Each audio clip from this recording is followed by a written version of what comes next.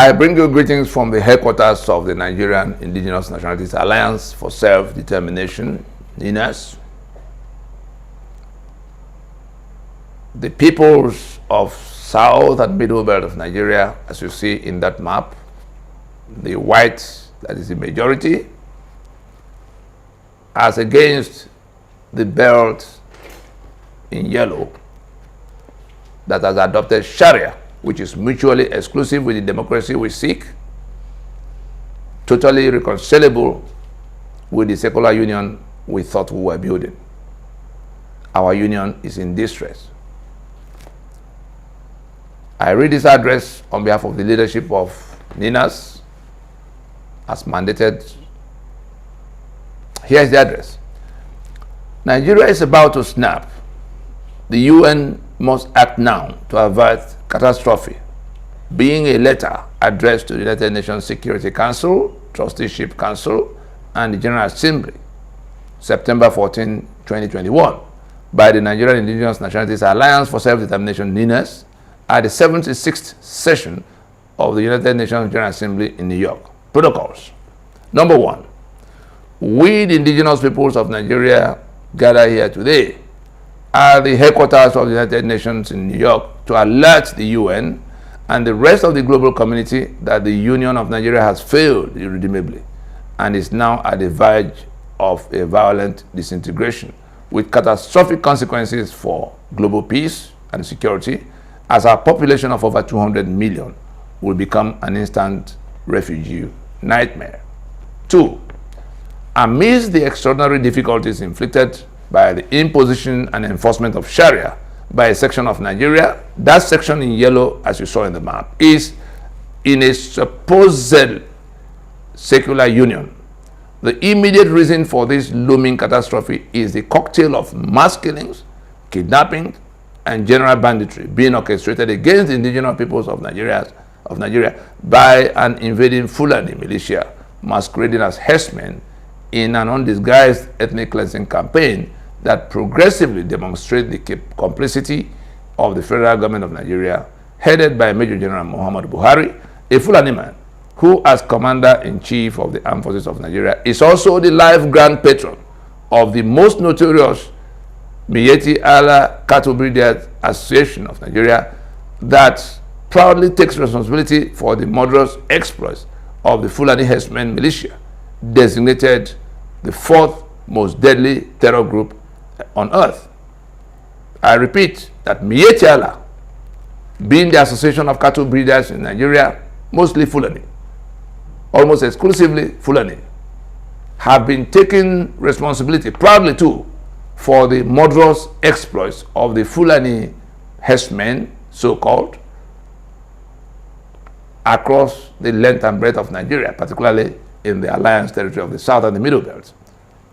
Number 3, compounding their impunity, the same Miyetti Allah Cattle Breeders Association, at a recent press conference, I'm talking about less than 2 weeks ago, organized to mock the planned NINAS Million-Man March to the UN, boasted to be in control of the United Nations through their daughter, Amina Mohammed, the Deputy Secretary General at the UN. An indication that Amina Mohammed, nominated to that exalted UN office by the Fulani President of Nigeria, Major General Muhammad Buhari, is in some way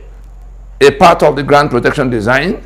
for the Fulani herdsmen in their bloody onslaught against the indigenous peoples of Nigeria. These people are telling us that no matter what we do, that one of them is in control of the UN. It can be researched. That's the level of impunity we see. Our commander-in-chief, who is supposed to be leading the charge against this terror network, is their grand patron. And in public domain is the fact that he once took 100 billion from the treasury, 100 billion naira from the treasury of Nigeria, to hand over to that Miyetti Allah that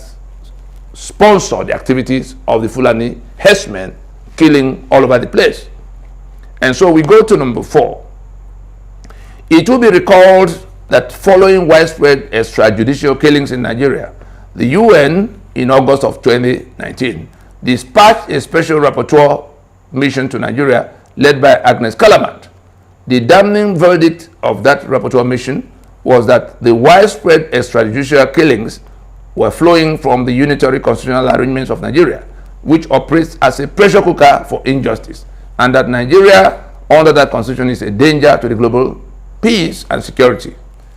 The report warned that unless something is done urgently, Nigeria will snap, plunging its 200 million population into turmoil that will trigger a large-scale refugee crisis of unprecedented magnitude at a time global terror networks ISIS, ISWAP, and Al-Qaeda are already converging in Nigeria. Number 5, it will be recalled that in furtherance of the repudiation and rejection of the Unitary Constitution of Nigeria 1999 and the toxic union it forced, the Nigerian Indigenous Nationalities Alliance for Self-Determination, being the south and the middle belt of Nigeria, on December 16, 2020, declared a constitutional force majeure, raising a union dispute with 5-point demand for the termination of the operation of the aforementioned imposed constitution, for the immediate commencement of remediation of the long-standing grave constitutional grievances of Nigeria's constituent components, failing which the peoples of the alliance territory will reconsider their allegiance to that constitution. The key highlights of the 5-point demand include the suspension of further national elections, particularly the one advertised for 2023, under the repudiated 1999 Constitution, as well as the initiation of a time-bound transitioning arrangement to midwife the emergence of fresh constitutional protocols founded on the sovereignty and self-determination rights of the constituent components of Nigeria. An online petition conveying the demands of that Constitutional Force Majeure proclamation is currently before the UN Security Council. Number 6, that Nigeria has failed as a state is no longer a subject for debate. Having emerged as global poverty capital for a country that sells over 3 billion barrels of crude oil every day, and same country, Nigeria, playing host to 2 of the world's top 4 most deadly terrorist organizations, that's Boko Haram and Fulani herdsmen, with the 3/4 of the constituent components, south and middle belt, as you see in that map, not just in terms of landmass, but in terms of population and in terms of human and material resources. You could say over 90% of all of what you know as Nigeria come from this alliance.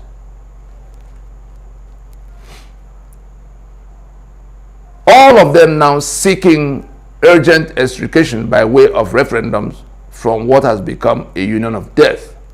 Looking back at the recent turn of events in Afghanistan,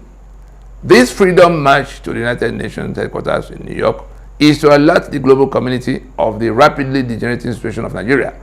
and to invite the United Nations, particularly the Security Council, the Trusteeship Council, and the Trusteeship Council to initiate urgent steps to arrest Nigeria's descent into chaos as besieged communities progressively drift and dangerously to self-help. For and on behalf of the Nigerian Indigenous Nationalities Alliance for Self-Determination, Professor Yusuf Turaki, these are the signatories to this address, Elder Tike Ogoriba, Dr. Don Pedro Baseki, Professor Banja Kitoye, Chairman of NINAS, and my humble self, Tony Nadi, Secretary General, NINAS. Thank you for your attention.